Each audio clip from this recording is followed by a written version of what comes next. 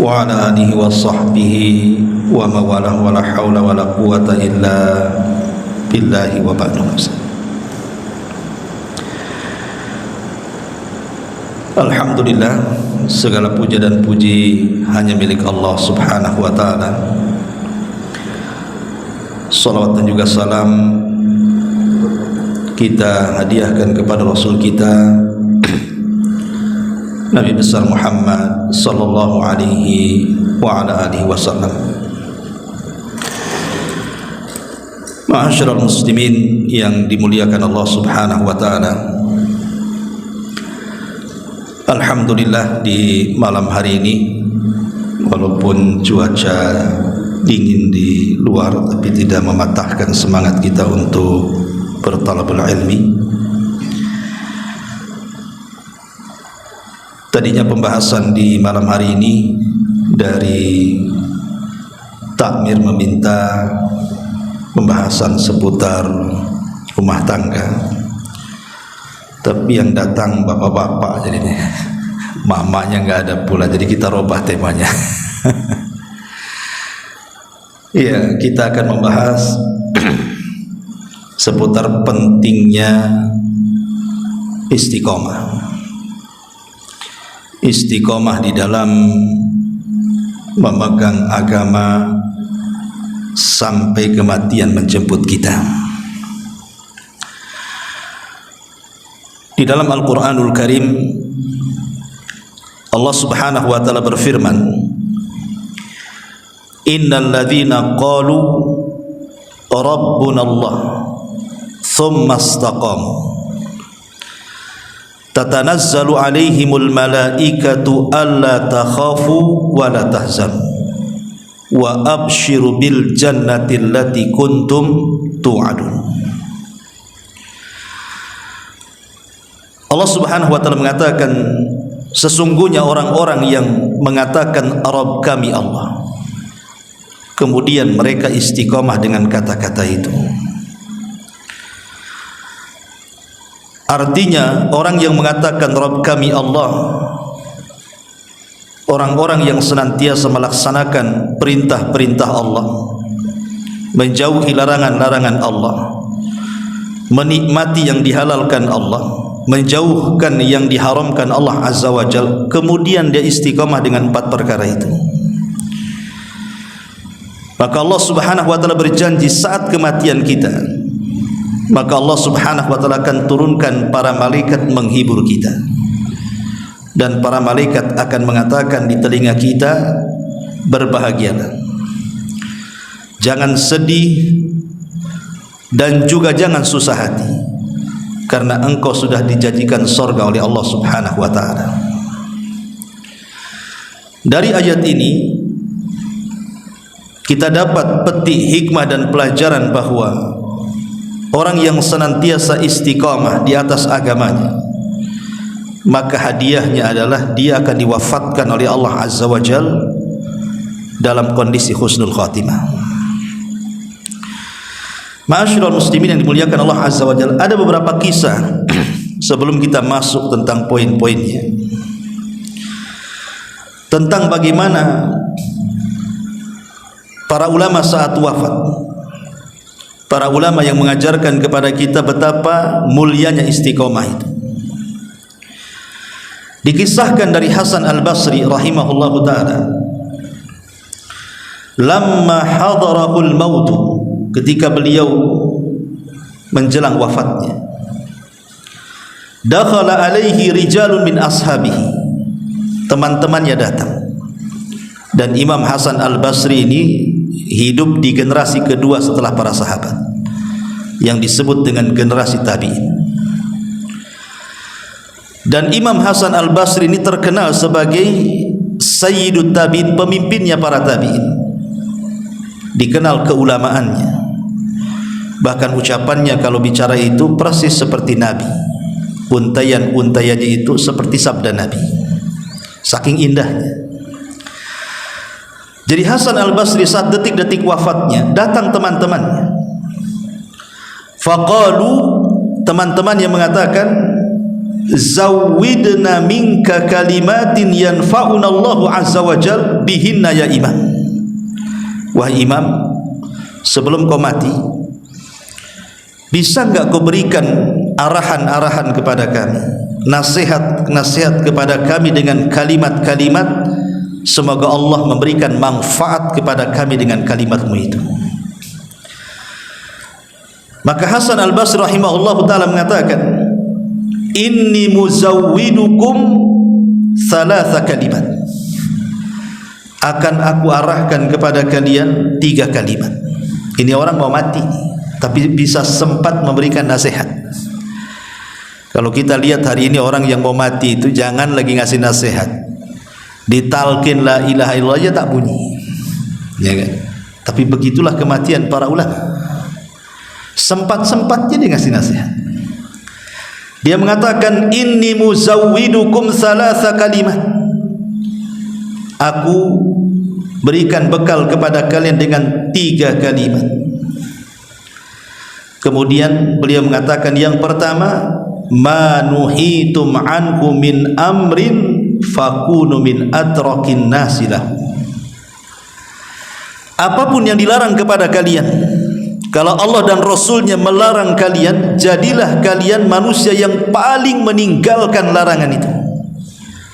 Kalau sudah Allah larang, Rasul larang, jadilah manusia yang paling menjauh dari larangan itu. Kemudian yang kedua, wa ma amartum bihi min ma'rufin fakunu min a'malin nasi bihi. Dan apapun yang diperintahkan kepada kalian dari Allah dan Rasulnya, dari kebaikan-kebaikan, maka jadilah kalian orang yang paling mengamalkannya. Kemudian yang ketiga, wa'lamu anna khuttakum khutwatun lakum wa khutwatun alaikum. Ingatlah bahwa perjalananmu di dunia ini bisa menguntungkan dirimu atau bisa merugikan dirimu. Fanduru aina taghduna wa aina taruhun. Maka perhatikan dalam hidupmu kemana engkau pergi dan kemana engkau kembali. Artinya yang terakhir ini seolah-olah Al-Imam mengatakan, Hasan Al-Basri rahimahullahu ta'ala, ketika kita ini keluar rumah, entah mengarah kemana saja, perhatikan arah itu. Apakah ada pahala di situ ataukah ada dosa di situ? Maka carilah yang banyak pahalanya, tinggalkan yang banyak dosanya. Kemudian setelah dia menasihati 3 kalimat ini, wa kana yugma alaihi thumma yafiqu wa yaqulu sabran wa ihtisaban wa tasliman li amrillahi hatta qubid. Ketika selesai dia menasihati itu, tiba-tiba dia pingsan. Setelah pingsan dia sadar. Ketika sadar itulah dia mengatakan, ya Allah, semoga engkau berikan aku kesabaran, semoga engkau berikan pahala yang banyak kepadaku, dan semoga Allah berikan kepadaku kemudahan untuk berserah diri akan perintah Allah subhanahu wa ta'ala. Setelah dia bicara seperti itu, dia pun meninggal dunia. Lihat, begitulah bagaimana para ulama ketika meninggal dunia. Dikisahkan dari ulama yang lain. Thabit Al-Bunani rahimahullahu ta'ala yang wafat tahun 127 Hijriah. Qala ibnuhu Muhammad, berkata putranya Thabit Al-Bunani, ini namanya Muhammad, Zahabtu ulakkinu abi. Kata anaknya Muhammad ini, aku menemui ayahku. Dan Thabit Al-Bunani seorang ulama besar di zaman itu. Jadi kata Muhammad anaknya ini, aku pergi menuju ayahku yang sedang sakaratul maut itu, dan aku berusaha untuk mentalkinkan dengan kalimat la ilaha illallah. Dia mengatakan, ya abati qul la ilaha illallah. Wahai ayahku, katakan tidak ada sembahan yang berhak disembah kecuali Allah. Tapi apa kata Thabit Al-Bunani? Dia mengatakan, ya bunai khalli anni fa inni fi wirdis sabi' ka'annahu yaqra'u wa nafsuhu takhruj.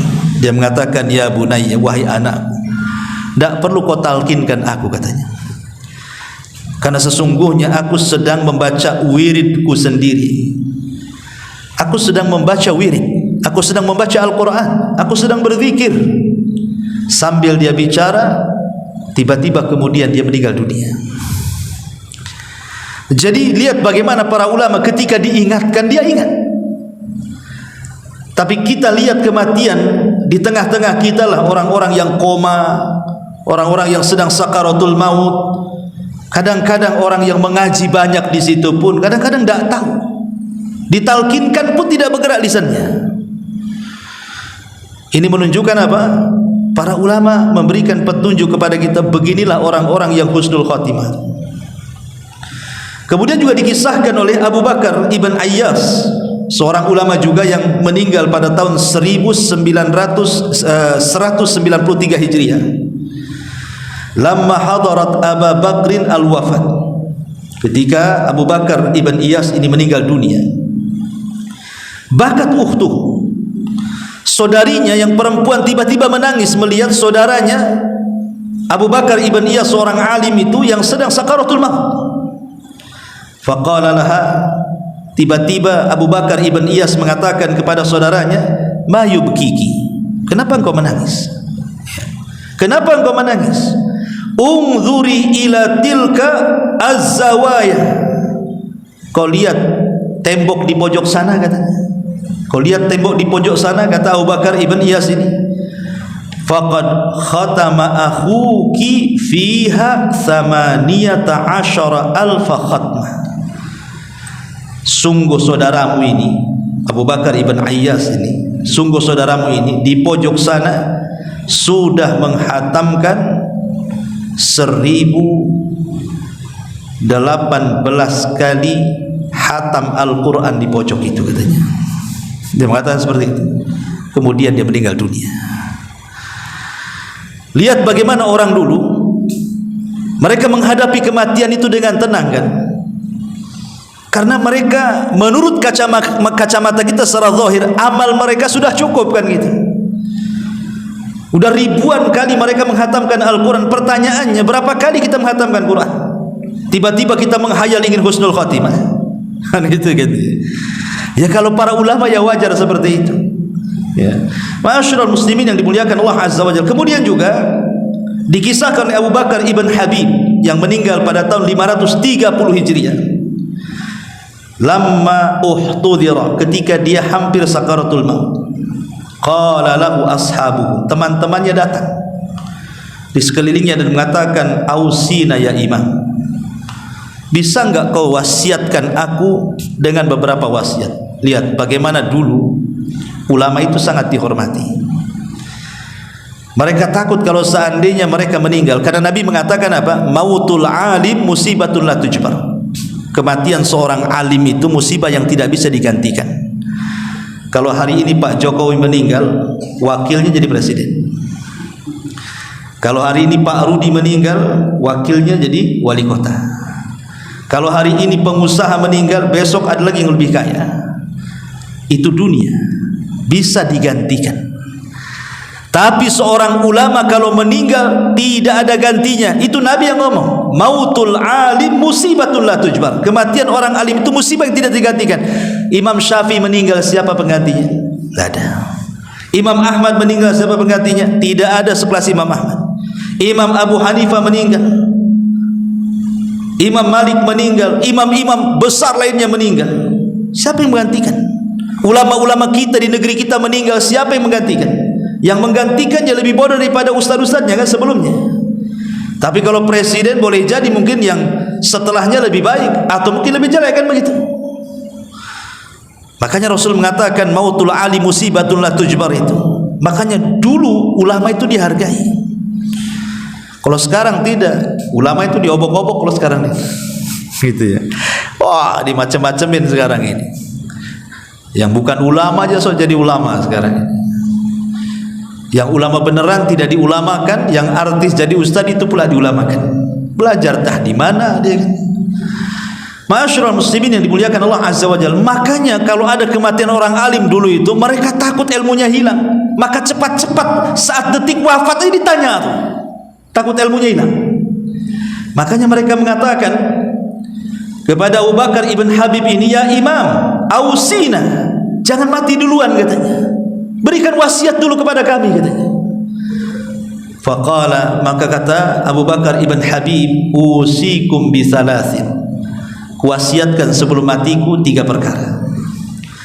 Pertama, bi taqwallahi azza wa jalla, bertakwalah kalian kepada Allah. Yang kedua, wa muraqabatuhu fi khalawat. Ingatlah Allah di waktu kau sendirian. Karena betapa banyak orang-orang yang ketika bersendirian bermaksiat pula dia kepada Allah azza wa jalla.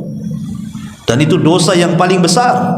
Kalau orang bermaksiat saat bersendirian dengan Allah, bukannya berzikir malah bermaksiat, itu bisa menghapuskan pahala sebesar gunung Tihamah, kata Rasul.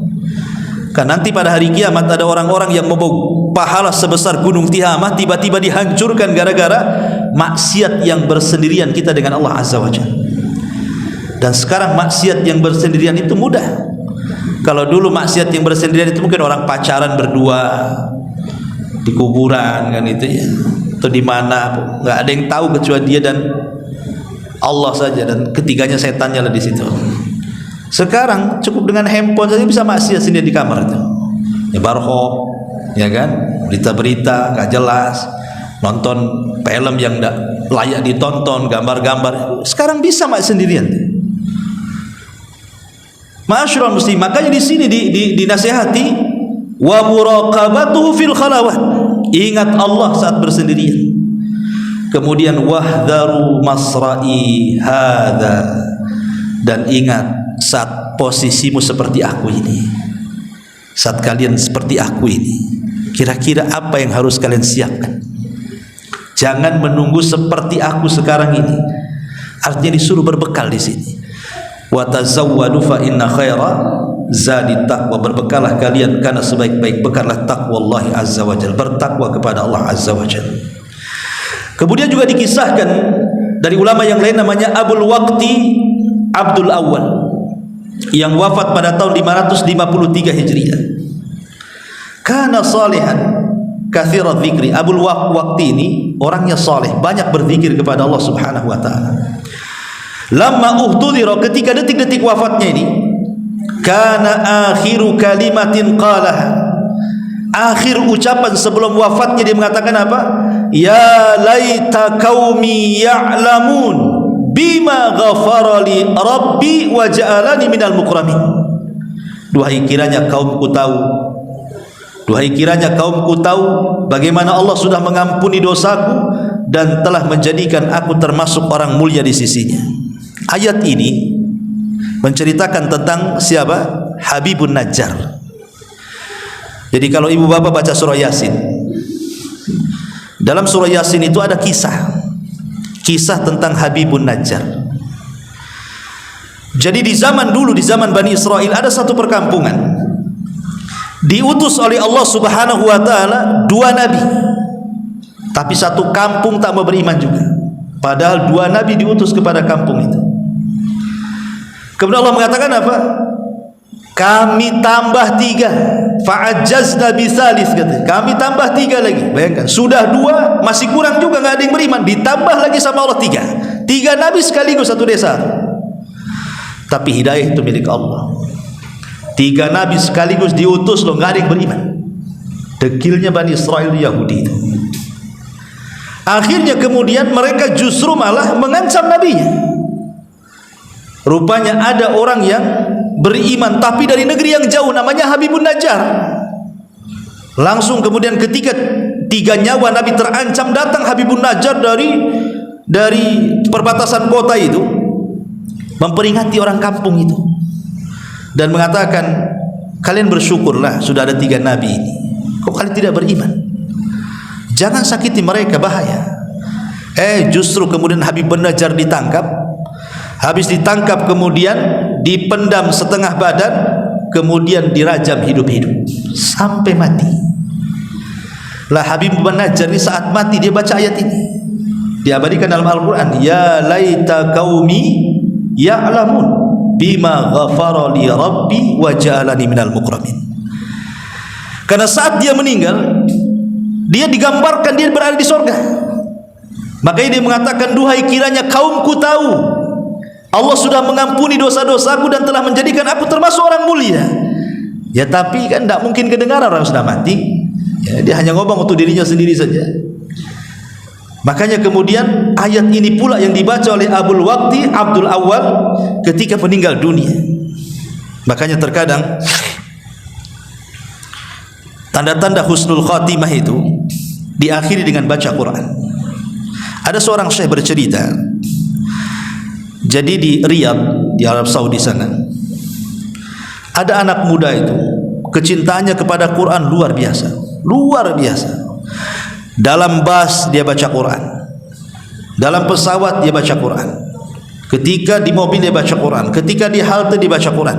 Pokoknya di mana saja dia tidak lepas daripada Quran saku dan dia baca terus tanpa ada perasaan malu. Coba kalau anak-anak muda zaman sekarang naik kereta, keluarkan Quran kemudian baca, di sampingnya ada gadis cantik, tak jadi tuh. Ya kan? Malu. Jangankan baca Quran, waktunya sholat pun tak mau sholat dia. Coba bayangkan.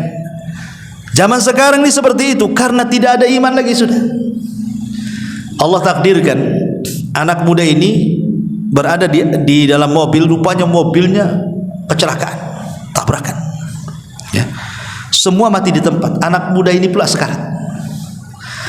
Akhirnya kemudian anak muda ini diselamatkan, dibawa ke mustashfa, ke rumah sakit. Sepanjang jalan dia terus membaca Al-Quran. Ketika kemudian dia sudah terbaring di ruang ICU, kemudian gurunya datang, seorang syekh itu berusaha mentalkin, tapi dia terus membaca suratun Najm. Wan najmi idza hawa ma dhalla sahibukum wa ma ghawa wa ma yantiqu anil hawa in huwa illa wahyun yuha. Diulang-ulang ayat ini dan dia mati di ujung ayat wa ma yantiqu anil hawa in huwa illa wahyun yuha. Dan tidaklah Muhammad itu berucap dengan hawa nafsunya, yang diucapkanlah wahyu yang diwahyukan kepadanya, kemudian dia meninggal. Itulah Al-Quran. Ya. Ma'asyiral muslimin yang dimuliakan Allah Azza wa Jalla. Tapi ada juga orang-orang yang meninggal itu subhanallah. Sampai-sampai seorang syekh ini bercerita juga, seorang syekh ini su'ul khatimah betul. Ayahnya seorang alim, tapi anaknya orang jahat, akhlaknya buruk, mungkin karena sudah terkena pergaulan bebas di Saudi juga. Dan orang tuanya tidak tahu kalau anaknya itu sudah narkoba, sudah mungkin berzina dan begitu seterusnya. Orang tuanya tidak tahu. Taunya adalah ketika terjadi kecelakaan, kemudian dibawa ke rumah sakit karena bapaknya seorang alim, maka berusaha mentalkin anak muda ini. Tapi apa yang terjadi? Setiap dikatakan ya bunayya qul la ilaha illallah, wahai anakku katakan la ilaha illallah, tapi apa yang keluar? Yang keluar nama gadis-gadis yang pernah dizinahinya, dan dia masih hafal namanya dan dia sebut satu persatu, dan yang terakhir ketika disebut disitulah nyawanya terakhir keluar. Auzubillah. Sul khatimah. Ya. Ma'asyiral muslimin yang dimuliakan Allah Subhanahu wa taala. Makanya kenapa Nabi SAW selalu meminta kepada kita umatnya, menganjurkan umatnya untuk berdoa agar kita wafat di atas kebaikan. Abdurrahman ibn al-Aswad juga dikisahkan, ulama yang meninggal pada tahun 99 Hijriah. Lamma uhtudira Abdurrahman ibn Aswad, ketika Abdurrahman ibn Aswad ini detik-detik wafatnya, baka dia menangis. Faqila lahu, dikatakan kepadanya, wa ma yubkika ya imam, apa yang membuat anda menangis wahai imam? Qala, dia mengatakan, asafan ala shaumi was shalah, menyesal aku tidak memperbanyak puasa dan salat, katanya. Padahal dia ulama besar, dia ahli salat, dia ahli puasa, tapi dia masih menyesal dia kurang dalam puasa dan salat. Lah kita lo tidak pernah menambah dari yang wajib. Kadang puasa sunnah malas, sholat sunnah malas, qiyamul lail malas, kan? Cemana pula akan mengatakan seperti ini? Harusnya kata-kata ini kan pantas untuk kita. Tapi dia ulama yang ahli sholat, ahli puasa masih mengatakan ya asafa ala shaumi was shalah, katanya. Duhai kiranya aku ketika masih sehat betul-betul merajinkan kembali puasa dan salat. Walam yazal yaqra'ul Quran, setelah itu dia terus membaca Al-Quran hatta mata, sampai meninggal dunia. Kemudian juga dikisahkan oleh Sulaiman At-Taimi yang wafat pada tahun 143 Hijriah. Qala ibnu, yang berkata ini adalah putranya. Hina hadara abil mautu, ketika ayahku meninggal dunia, Sulaiman At-Taimi, qala li, dia mengatakan kepadaku, ya bunai, hadithni bi rukhsi la'alli alqallaha ta'ala wa ana husnu dhanubi. Wahai anakku, kisahkan kepadaku, mungkin dengan rukhsah-rukhsah, keringanan-keringanan yang pernah kau dapatkan dari ilmumu kepadaku, supaya aku bisa berjumpa dengan Allah dan aku dalam kondisi berbaik sangka dengan Allah. Ikhwan, ibu-ibu yang dimuliakan Allah Azza wa Jalla, ini termasuk sunnah yang kadang-kadang mahjurah, ditinggalkan. Orang yang sakit itu, orang yang sakit parah itu, setan lebih dekat dengan dia dibandingkan malaikat. Orang yang sakit parah itu setan lebih dekat, karena setan tidak mau ada dari hamba-hamba Allah yang meninggal dunia kemudian dia husnul khatimah, karena itu kesempatan terakhir menggoda dia masalahnya. Makanya setan itu akan berusaha menghubungi orang yang sakit parah, jangan sampai detik-detik wafatnya kemudian lepas pula dari jeratan setan. Itu sangat rugi setan itu, karena masalahnya dia akan mati kan, udah gak ada kesempatan menggoda lagi. Makanya setan akan menghubungi orang sakit. Makanya lihat orang-orang sakit, terutama yang sudah parah, apalagi sudah lama, apalagi sudah terbaring, ucapannya aneh-aneh kan. Terkadang lebih baik mati daripada hidup. Putus asa, kecapean menahan sakitnya, sudah tidak sabar lagi, tidak mengharap pahala lagi. Karena apa? Setan masuk supaya dia apa? Putus asa. Padahal Nabi SAW pernah mengatakan kepada Abbas, pamannya, saat sakit parahnya, dan mengatakan, ini Rasul ngomong sama pamannya Abbas tuh, hei Abbas, pamanku, jangan sekali-kali kau berandai-andai dengan kematian. Sebab kalau seandainya penyakitmu Allah sembuhkan dan engkau orang baik, engkau bisa menambah pahala. Tapi kalau engkau orang jahat, kau ada kesempatan bertobat. Ya. Kalau engkau orang jahat, tiba-tiba disembuhkan penyakitmu, kau ada kesempatan bertobat. Tapi kalau engkau orang baik, kau bisa menambah pahala, kata Nabi. Tetapi kalau memang harus mengucapkan, karena sudah tidak tahan lagi, maka katakanlah, ya Allah, kalau memang kematianku lebih baik, matikan saja. Tapi kalau kehidupanku lebih baik, maka sembuhkan. Karena saat itu setan akan berkumpul kepada orang sakit itu. Makanya di sini kenapa kemudian Sulaiman At-Taimi ini mengatakan, agar jangan sampai ketika aku meninggal aku bersuudzon kepada Allah, tapi supaya aku berhusnudzon, berbaik sangka kepada Allah.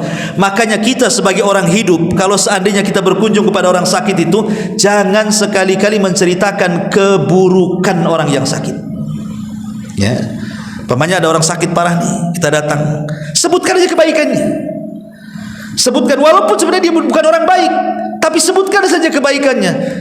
Duh sayang, memang orang baik diuji seperti ini, padahal dia orang jahat, padahal nggak apa-apa ngomong gitu saja. Ya.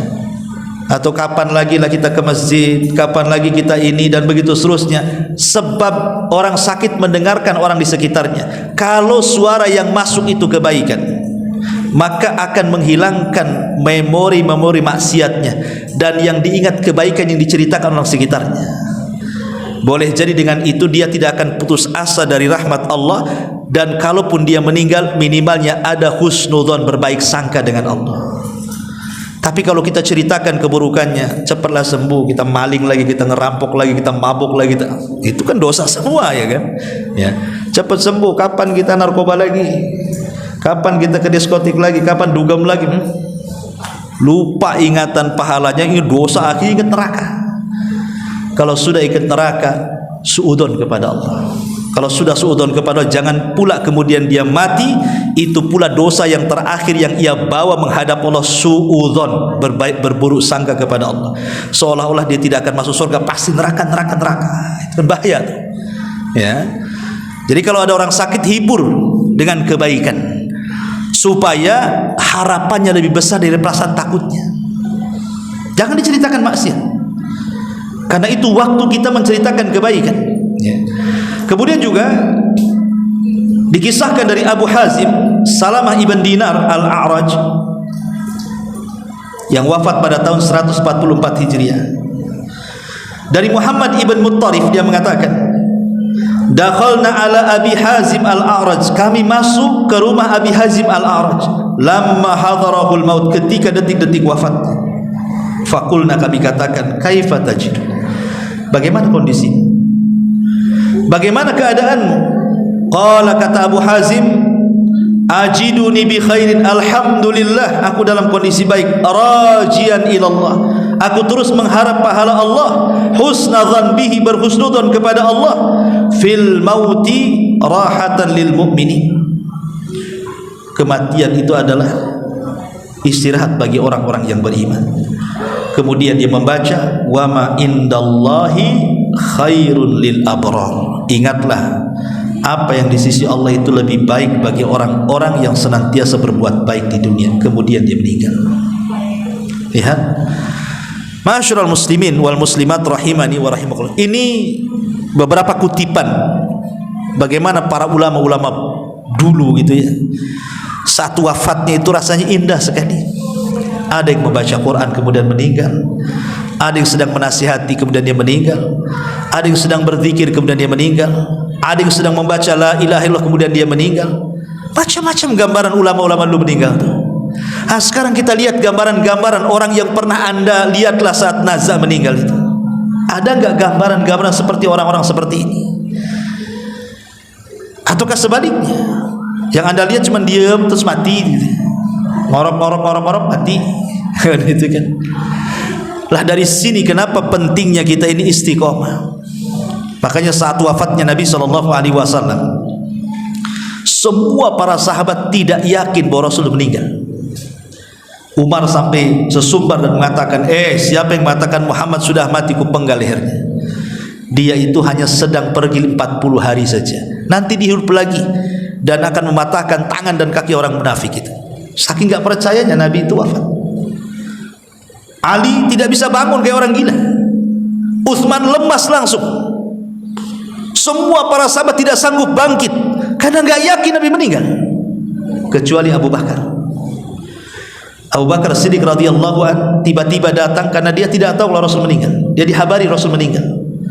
Kemudian dia datang dengan berusaha tenang, masuk ke kamar Aisyah radhiyallahu anha, putrinya. Kemudian disingkaplah wajah Rasul yang ditutupi kain, kemudian dicium keningnya dan mengatakan, tibta anta hayyan wa mayyitan ya Rasulullah, sungguh indah jasadmu baik ketika hidup ataupun ketika mati wahai Rasul. Kemudian ditutup. Kemudian Abu Bakar keluar langsung berkhutbah. Ini Umar sedang sesumber bawa pedang tuh. Siapa yang mengatakan Muhammad mati, ku penggal lehernya. Kata Abu Bakar, uskut ya Umar, diam, duduk, suruh duduk ya. Tapi Umar tak mau duduk juga.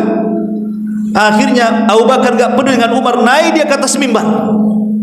Kemudian dia mengatakan di hadapan umat Rasul dan mengatakan, man kana minkum ya'budu Muhammadan fa inna Muhammadan qad mat.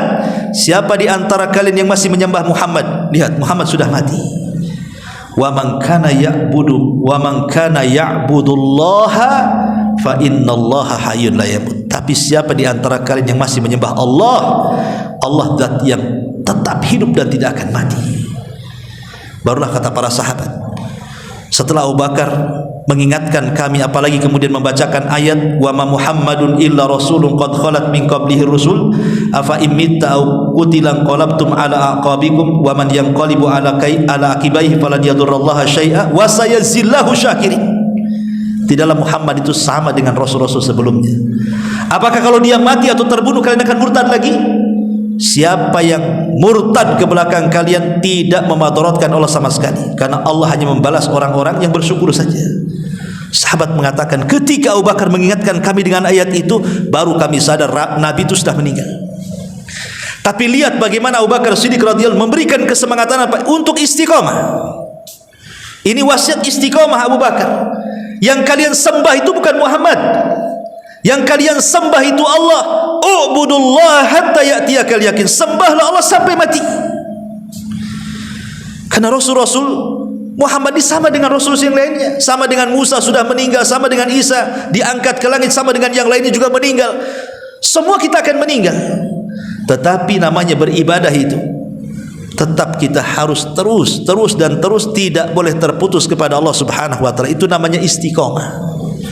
Abu Bakar mengingatkan soal istiqomah ini. Karena di zaman sekarang, ikhwatu fiddin, muliakan Allah Azza wa Jalla, ini zaman fitnah. Syubhat dan syahwat itu sudah merajalela di tengah kita ini. Apa itu syubhat? Syubhat ini kerancauan dalam beragama. Coba sekarang lihat di media-media sosial itu, macam-macam ajaran ada di situ. Karena apalagi di negeri kita ini, ikhwan, orang Arab mengistilahkan apa? Likulli sakitin lakit. Setiap yang jatuh pasti ada yang mungut. Maknanya ajaran apapun, sesesat apapun, ada pengikutnya tuh di negeri kita. Yang ngaku Imam Mahdi ada juga pengikutnya. Imam Mahdi laki-laki, Indonesia perempuan pula ngaku Imam Mahdi. Dia Aiden tuh, ya. Yang ngaku Tuhan pun ada pengikutnya. Ya mungkin pengikutnya di dunia medsos mungkin itu ada nge-like juga kan gitu ya. Macam-macam, yang enggak sholat aja ada pengikutnya. Naudzubillah di negeri kita ini. Ini penyakit syubhat namanya. Adapun penyakit syahwat ya ada macam-macam lah. Sekarang kita ini dipertontonkan dengan macam-macam syahwat kan. Dengan maksiat-maksiat depan kita ini, dari diskotiknya, dari narkobanya, dari maboknya, dari perempuan, macam-macam. Dengan hubud dunianya, kecintaan kita kepada dunianya itu. Lah kita dihadapkan dengan fitnah yang seperti ini. Kalau kita tidak istiqomah, mungkin kita mudah akan, hati kita ini akan condong, mungkin condong kepada syahwat, atau mungkin condong kepada syubhat. Mungkin rusak agama kita atau rusak akhlak kita. Sebab kalau terkena syubhat, rusak agama kita. Kalau terkena syahwat, rusak akhlak kita. Padahal yang menjadikan manusia baik itu adalah agama dan akhlak. Kalau bisa mengawinkan agama dan akhlak itu, jadi orang baik kita. Tapi sekarang agama diserang, akhlak pula diserang. Makanya kalau tidak istiqomah, susah sekali. Lalu apa saja supaya kita ini bisa istiqomah sampai kematian kita? Saya akan sebutkan 15 perkara dengan singkat karena juga waktu. Yang pertama, supaya kita istiqomah, al-iqbal al-Quran. Jangan lepas dengan Quran. Quran itu identitas kita kaum muslimin. Jangan pernah lepas dengan Al-Quran. Baca Al-Quran, pelajari Al-Quran, renungkan Al-Quran, amalkan Al-Quran. Karena nanti Nabi SAW akan menghadap kepada Allah pada hari kiamat dan mengatakan di hadapan Allah, inna qaumi ittakhidhu hadzal qur'ana mahjura, ya Rabb, maafkan saya, kaumku di akhir zaman sudah mulai mereka meninggalkan Al-Quran. Pertanyaannya, sudahkah kita membaca Al-Quran setiap hari? Pasti jawabannya tidak. Setiap minggu? Tidak juga. Setiap bulan? Tidak juga. Nunggu Ramadan Ustaz? Tidak juga Ramadan tuh. Dia enggak tarawih juga rupanya. Kapan baca Quran kalau begitu? Ya. Padahal itu yang membuat kita istiqomah. Kemudian yang kedua, iltizam syar'illahi wal amali salih. Berusaha untuk iltizam, mengokohkan diri untuk berpegang dengan syariat Allah dan berusaha untuk beramal saleh. Kalau seandainya kita diberikan oleh Allah kekuatan, ikhwatu fiddin yang dimuliakan Allah Azza wa Jalla, ibu-ibu dan bapak-bapak juga, cobalah setiap hari itu ada amalan yang kita amalkan. Amalan apa sajalah selain yang diwajibkan. Entah berupa zikir, entah berupa baca Quran, entah berupa menolong orang, entah berupa silaturahim, terserah. Kan amal soleh kan banyak, tapi minimalnya setiap hari ada. Makanya ketika Rasul mengumpulkan para sahabat, apa kata Rasulullah?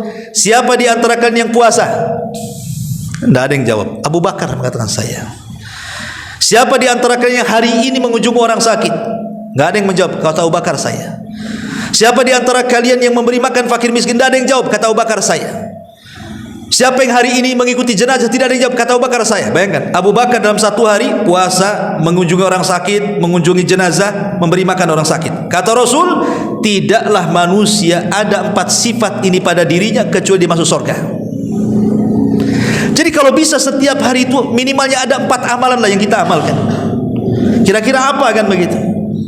Ya. Karena semua itu akan ditanya di hadapan Allah Azza wa Jalla. Kemudian yang ketiga, tadabbur qasasil anbiya. Berusaha untuk tadabbur. Kalau kita ingin istiqomah, cobalah buka sejarah. Entah mempelajari sejarah Nabi, sejarah para sahabat, sejarah para ulama gitu ya. Maka kita akan semangat tuh kalau kita mendengar sejarah itu akan semangat. Ya, seolah-olah semua ada. Makanya kenapa kemudian di Quran itu Allah Subhanahu wa taala menceritakan para nabi kepada nabi. Kan Quran turun kepada nabi dulu kan? Jadi Allah menceritakan para nabi kepada nabi. Apa gunanya? Allah mengatakan linutsabbita bihi fuadak, supaya memantapkan hati nabi itu. Jadi kalau nabi umpamanya diuji oleh kaumnya, nabi-nabi dulu juga diuji. Kalau seandainya kemudian Rasul diuji anak-anaknya meninggal, dulu Nabi Ibrahim disuruh menyembelih Ismail lagi. Kalau Nabi SAW diuji dengan sakit, Ayub 18 tahun sakit. Kalau seandainya ada orang kemudian mencaci maki mengatakan dia gila, semua para nabi dibilang gila. Akhirnya kan tenang tuh. Karena ada pendahulunya kan. Makanya kalau seandainya nih kita dapat musibah, kemudian musibah kita digandengkan dengan musibah Nabi, tenang kita.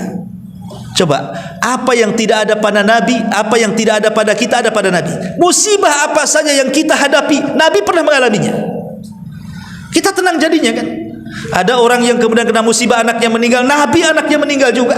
Kecil-kecil lagi, bayi-bayi. Ketika kita berdakwah kemudian anggaplah tadi umpamanya kan, buat masjid, wah ini pakai tenaga ini. Nabi juga sama. Ya. Tenanglah kita. Begitu kita mengikuti jalan Nabi. Oh, kita ditimpa kefakiran. Nabi penggembala kambing berbelas-belas tahun itu kan. Bukan setahun 2 tahun jadi penggembala kambing itu dengan gaji murah. Miskin juga Nabi. Apalagi coba disebutkan apa musibah yang ada pada diri kita itu Nabi punya semuanya. Nabi anak yatim bahkan dalam kandungan lagi. Setelah brojol, ASI dipindah-pindah dari Halimah Sa'diyah, dipindah lagi ke pamannya, dipindah lagi ke kakeknya. Kita mungkin tidak pernah merasakan itu. Makanya kenapa kalau kita mempelajari sirah-sirah Nabi itu kita akan tenang. Ada contohnya rupanya ya. Kemudian juga yang keempat, ad-du'a, berdoa kepada Allah. Dan Nabi SAW yang paling banyak berdoa kepada Allah apa? Ya muqallibal qulub tsabbit qalbi ala dinik. Wahai zat yang membolak-balikan hati, tetapkan hatiku di atas agamamu. Karena Rasul pernah mengatakan nanti di akhir zaman ada orang yang mukmin di pagi hari, kafir di malam hari. Mukmin di malam hari, kafir pula di siang hari. Karena siapa yang memegang hati? Allah yang memegang hati. Dulu di zaman Nabi Musa ada orang namanya siapa? Bal'am ibn Ba'urah.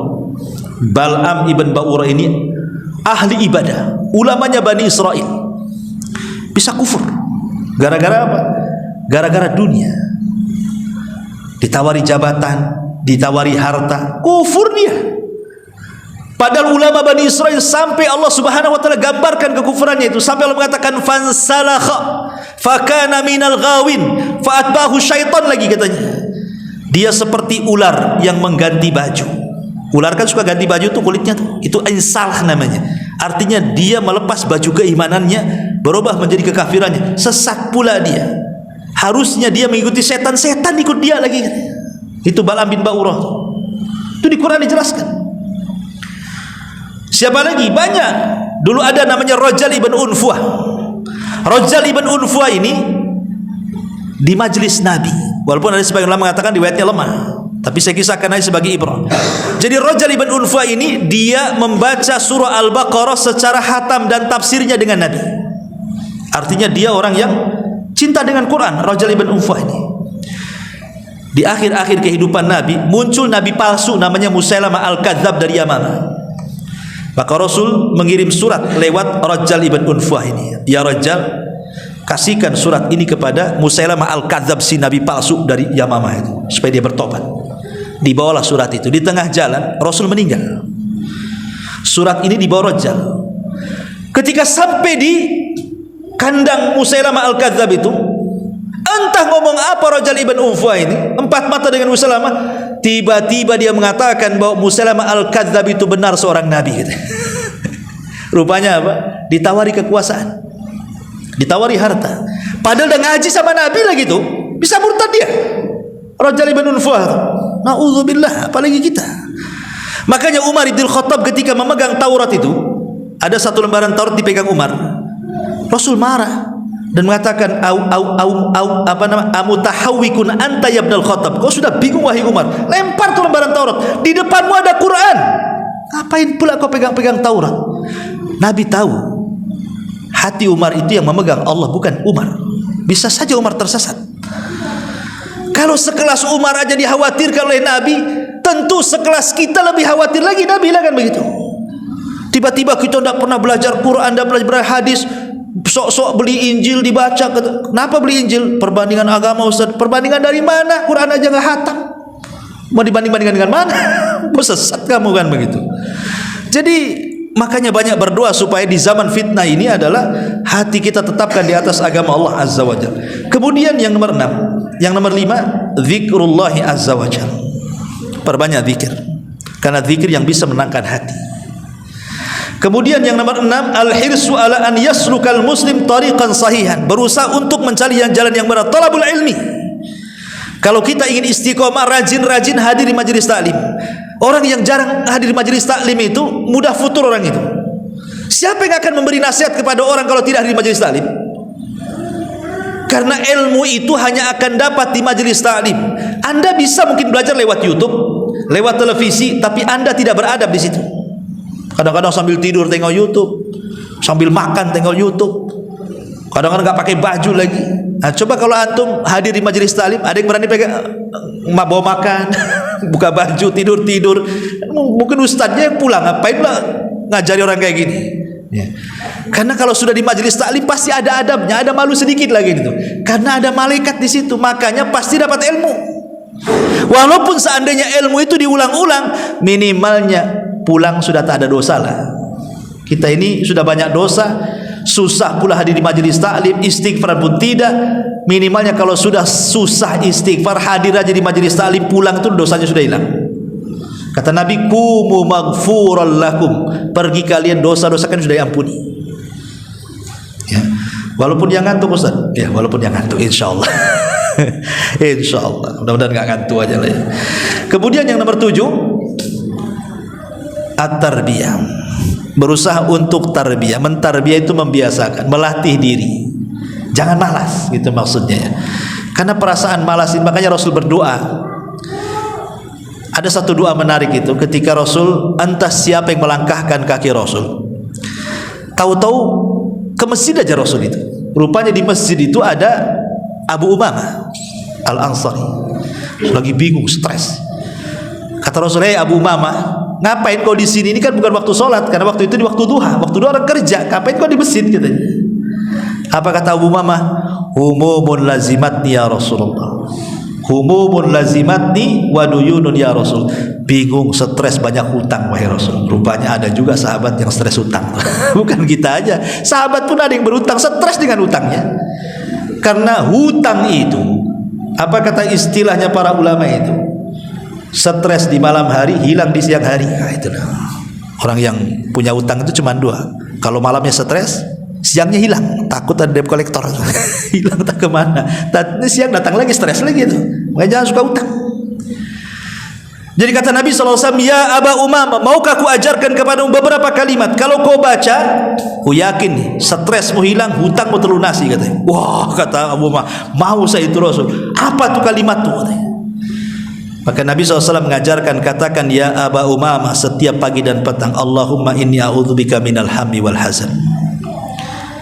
Minal hammi wal hazan, wal ajzi wal kasal, wal jubni wal bukhli, wa wa ghalabati daini wa qahrir rijal." 8 kalimat diajarkan Nabi. Ya Allah, saya berlindung kepada minal hammi wal hazan. Ham artinya bingung, hazan artinya sedih. Bingung menghadapi perkara yang dihadapi dan yang akan datang, sedih karena menghadapi yang sudah berlalu. Itu artinya. Ya, kalau yang berlalu kan sedih kita kan namanya. Kita dulu pernah kaya jadi miskin, sedih. Dulu masih jadi polisi, sudah purnawirawan, sedih kan itu. Udah pensiun sedih kan itu. Tapi kalau bingung ini sesuatu yang akan dihadapi, besok mau makan apa, besok mau usaha apa, itu namanya bingung tuh. Ya, kita berlindung dari dua-duanya, dari bingung dan dari sedih. Kemudian minal ajzi wal kasal. Kita berlindung kepada Allah dari kelemahan dan kemalasan. Ini dua penyakit bahaya ini. Lemah, malas, bahaya. Apa bedanya? Kalau malas dengan ajiz, dengan apa namanya, lemah itu. Kalau lemah itu orang pengen sholat, dia kepengen, tapi karena sakit stroke nggak bisa ke masjid, itu namanya lemah. Pengen ke masjid tapi lemah, nggak bisa datang. Malas bahaya, ya. Ada panggilan azan, dia bisa jalan, tapi tak mau jalan, itu namanya lemah. Apa namanya? Malas tuh namanya. Kan beda kan? Kalau malas itu bisa jalan, tak mau jalan. Tapi kalau lemah, gimana pula namanya lemah? Dua-duanya kita berlindung kepada Allah. Dua-duanya kita berlindung kepada Allah. Makanya kita berlindung dari kemalasan. Karena malas ini penyakit apa yang dilakukan orang malas? Coba tidur. Dunia saja tidak mungkin dicapai, dia apalagi agama. Orang malas itu duduk aja ngerokok sana sini, kayak orang stres orang malas itu. Kita berlindung dari dua-duanya tuh, malas sama al-azz, ya, sama kelemahan. Kemudian minal jubni wal kasal, minal jubni wal bukhli, kita berlindung dari kebakhilan dan kepengecutan. Orang bakhil ini bahaya sekali. Kemudian juga pengecut. Orang pengecut ini takut. Jangankan lagi mau usaha, mau lewat di tempat yang ada kuburannya tak jadi. Nanti kalau sudah sampai tuh digas motornya 100 tuh. Bisa nabrak-nabrak itu. Itulah orang-orang penakut tuh kayak gitu. Tergesa-gesa. Dan yang terakhir, berlindung dari terkalahkan oleh hutang ataupun jasa orang. Kadang-kadang orang kalau sudah banyak jasa kepada kita, kemudian kita disuruh tegur, bisa nggak kau nasihati si An? Nggak bisa saya. Kenapa? Jasanya banyak sama saya. Nggak bisa menyampaikan kebenaran jadinya kan. Maka kita berlindung dari dua-duanya tuh. Makanya istiqomah itu harus ada tarbiyah, jangan malas. Ya. Jadi ada ijtihad. Kemudian juga yang ke-8, as-siqatu bit-thariq, harus yakin dengan apa yang sudah kita yakini. Kemudian juga yang nomor 9, mumarasatu da'wati ilallah, berusaha untuk membiasakan ngajak orang kepada kebaikan. Walaupun kita belum baik 100%, ajak manusia kepada kebaikan. Kalau maling, ketemu maling, kemudian maling tidak mengatakan jangan maling, dua-duanya maling sampai kiamat. Bisa dipahami ya? Tapi kalau maling bilang, jangan maling, boleh jadi salah satunya tobat. Masa saya maling, teriak jangan maling, kau masih maling, saya enggak, malulah kan itu. Atau dia masih maling, kawannya, betul juga kau. Akhirnya kan, kalau kita memberikan nasihat, tunggu kita baik 100%, enggak akan bisa memberikan nasihat. Yang penting biasakan aja nasihat-nasihat. Boleh jadi dengan sebab itu hidayah kepada kita, itu maksudnya. Itulah istiqomahnya di situ.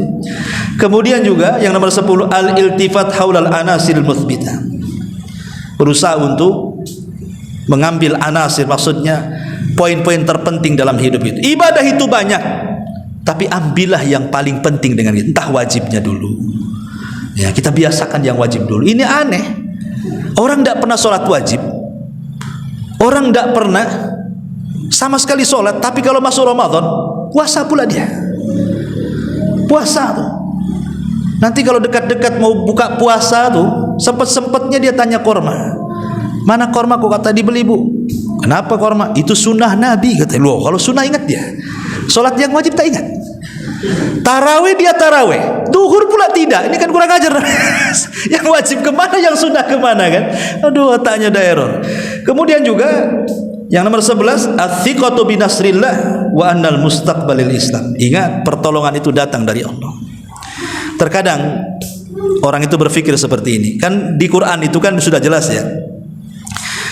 Orang-orang yang beriman itu kan janji-janji Allah banyak sekali akan diberikan kepada orang-orang beriman. Contoh, Allah mengatakan, innallaha yudafi'u 'anil ladzina amanu. Allah itu akan menolong, akan membela orang-orang yang beriman. Kemudian Allah mengatakan, wa kana haqqan 'alaina nasrul mu'minin. Kewajiban bagi kami menolong orang-orang yang beriman. Dan Allah mengatakan, man 'amila salihan min dzakarin aw untha wa huwa mu'minun falanuhyiyannahu hayatan thayyibah. Barang siapa yang beramal saleh dari laki-laki dan perempuan dan dia beriman, kami akan berikan kehidupan yang layak untuk dia. Bahkan Allah mengatakan, wa'adallahu alladhina amanu wa amilus salih la yastakhlifannakum fil ardi. Allah sudah janjikan kepada orang yang beriman dan beramal saleh akan diberikan kekuasaan di permukaan bumi. Lihat, orang yang beriman pertama dibela Allah, ditolong Allah, diberikan kehidupan yang layak Allah, bahkan diberikan kekuasaan lagi oleh Allah. Pertanyaannya, Ustaz, rasa-rasanya saya sudah beriman, tapi mana pertolongan Allah katanya? Kok saya gini-gini saja hidupnya, ngontrak-ngontrak saja hidupnya, usahanya tidak pernah jalan-jalan. Saya sudah sholat kok, sudah puasa, sudah ngaji. Apa betul yang berpuasa sekarang di dunia umat Islam rasa-rasanya saya sudah beriman? Ustaz, manalah pertolongan Allah itu? Katanya janjinya banyak. Dia tidak sadar bahasa dia kan baru rasanya tuh. Anda ini beriman baru rasanya. Supermi rasa ayam, ada ayamnya di situ? Kan baru rasanya saja, tak ada ayamnya di situ. Jadi kalau baru rasanya belum ada imannya, percuma saja. Karena iman tidak bisa dirasa. Iman itu diaplikasikan lewat keyakinan, kemudian lewat lisan, kemudian lewat perbuatan. Kalau hanya ngomong gitu saja tidak bisa. Jadi makanya harus betul-betul thiqah, yakin dengan pertolongan Allah. Kemudian yang nomor 12, ijtima al-akhlaq al-muayyanati ala tsabat, berusaha untuk berakhlak, perbaiki akhlak kita, mulai tutur kata, perbuatan, baik akhlak dengan diri sendiri, akhlak dengan anak, dengan keluarga, dengan orang tua, dengan tetangga, berusahalah dirobahkan begitu. Karena itu yang bisa mengantarkan kepada istiqomah. Termasuk juga wasiatus salihin, datang kepada orang-orang saleh, datang kepada ustadz, kiai, ajengan, tuan guru, minta nasihat mereka. Ya, fala tuzakku anfusakum, jangan merasa bersih diri sendiri. Ya, kita ini rohani kita perlu disiram. Mungkin badan kita sudah cukup lah dengan baksonya, mie ayamnya, apa semua ya kan. Hari-hari kadang makan 4-5 kali kita, sudah cukup badan kita tuh. Ruh kita yang belum cukup. Hadir di majelis taklim, melihat YouTube pengajian atau datang ke orang saleh dan begitu seterusnya kan. Karena itu yang bisa memantapkan sebenarnya. Kalau tidak dilakukan maka kita akan futur. Kemudian juga zikrul maut, ingat kematian. Karena kalau ingat kematian itulah yang akan menghancurkan semua kenikmatan kita. Dan yang terakhir, ta'ammul fi naimil jannati wa adzabin nar. Kita senantiasa berfikir tentang indahnya sorga, kemudian juga azabnya neraka yang sudah saya jelaskan pada minggu yang lalu. Kalau kita sudah tahu nikmatnya sorga, pedihnya neraka, tentu kita tidak mau masuk neraka dan pasti kita masuk sorga. Dan jalan masuk sorga adalah dengan beriman dan beramal saleh. Sebab inilah diantara kunci-kunci supaya kita istiqomah. Istiqomah dari mulai balik sampai kita meninggal dunia. Wallahu a'lam bishawab. Ini yang bisa saya sampaikan. Subhanallah bihamdika asyhadu an la ilaha illa anta astaghfiruka wa atubu ilaik. Allahu ta'ala alam.